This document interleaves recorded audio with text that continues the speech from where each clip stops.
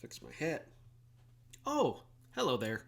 I'm Jeff, and this is our weekly announcement update video for Grace Church. And did you know, I bet you did, that back in the Great Depression and World War II, President Roosevelt would do these fireside chats where he would talk to the American people and encourage them and give them updates and stuff.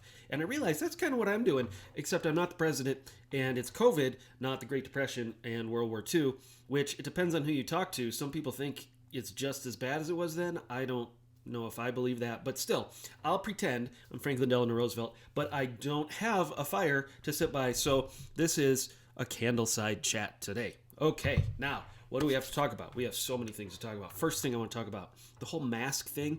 We were confused last week because there was this court case that went through, but then there were other spikes in the rise of COVID in our state, but Boulder County isn't one of those places, and of course, everyone wants to weaponize this as a political agenda, and here at Grace Church, we're constantly trying to figure out what is the best way to love one another and to love our neighbors, because that's kingdom values, not political values.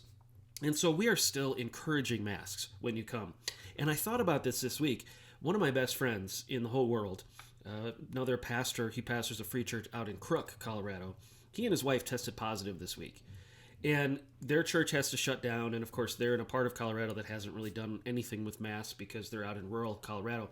But it just struck me again that if you know somebody who's had this and who's struggled through it, or if you, like some of the people in our church, work in hospitals and see people come in who are dealing with this, it hits a lot closer to home than if it's just a topic you read about on blogs and social media.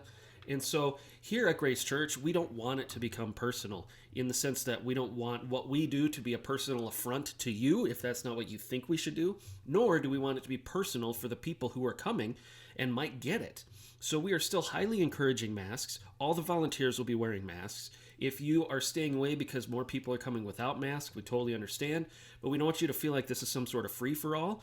I love that we are in a position now, thanks to that court ruling from last week, that people can make their own individual decisions based on the convictions in their hearts. We as a church are still going to go above and beyond in protecting others. And so our sanctuary is still going to be spaced out in every other row. We're still going to be doing as much cleaning as we can. We're still going to try and abide by all the CDC regulations that we can. Because we want to love one another. This isn't about us. We're going to lay down our rights and put others first. And that's really the goal of living in the kingdom. And so I want to challenge those of you who are still processing all this as a political thing or as a selfish thing. I have to do what I want to do. Just remember, if you're a follower of Christ, it means you love your neighbors and you love other believers and you love even your enemies more than you love yourself. And so we want to really dive into that in terms of the mask things. Second thing. Last Sunday, there was a big announcement in our services that Pastor Ben, our youth pastor, is moving on to become a lead pastor up in the mountains in Fairplay, Colorado. And on the one hand, it's another sense of loss for our church. On the other hand, we're graduating people up to take lead shepherding roles in other churches, which I think is a great thing.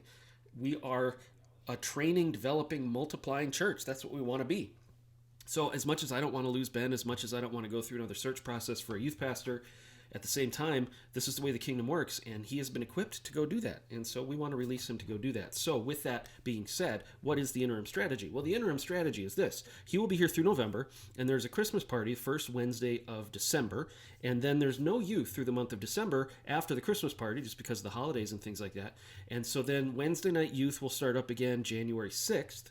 And we have good leaders that are up there, but we're going to try and recruit some volunteer teachers from here in the church who can teach the Wednesday night material for our youth while we do a search process.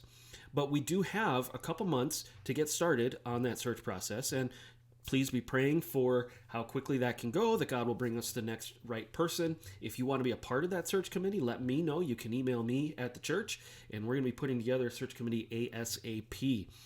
And if you get a chance to see Ben and Kim over the next month, make sure that you wish them well, give them a hug. We'll find a way to commission them before they leave. Now, number 3, last Sunday night was supposed to be our quarterly business meeting where we were going to talk about a whole bunch of stuff, including Ben's transition. And then, of course, it wasn't fires and it wasn't COVID. It was a blizzard. And so we couldn't meet. So here's what we're going to do this Sunday night. We're going to have the meeting 6 o'clock, November 1st. It'll be here. If you can't come, because of masks or snow or whatever, we are going to do a live stream of the meeting through our YouTube page for the members.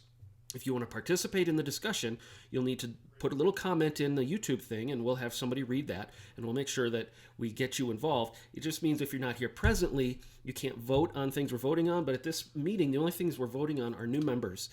And I think one nominee for a temporary assignment to a board. And so otherwise, it's going to be a lot of discussion and hearing from the leadership, from the elders on what they determined during their recent retreat, from me unveiling and kind of introducing the new bylaws. I'll give you a quick preview right now. One of the people on our bylaw rewrite committee went through our current bylaws and put together an organizational chart based on what we currently have. That's what it looks like. Now, here's the organizational chart we're going to be proposing on Sunday night. See the difference? This is one of the reasons why we need to be doing this, is because this is a great chance for us, because of COVID, to go through and rethink, okay, what do we want to be as a church? What are we going to be as a church after COVID? Everybody seems to be doing reevaluation right now because of COVID, and we want to take that opportunity as well as a church. So let's discuss that together. The goal is still to have follow-ups throughout the fourth quarter of 2020 about these bylaws so that we can have something to vote on in January that we're all pleased with, or at least mostly pleased with. So hope you can be here Sunday for service at 8:30 and 10. Hope you can be here Sunday night at 6 for the business meeting if you're a member, or follow any of that on the YouTube page. I hope you guys have a great weekend. The weather is getting much nicer again. I don't think we're going to get snowed out anytime soon or fired out anytime soon. So I don't know what's next. Maybe a tsunami or a volcano. But for now, it's a good day. We'll see you next time.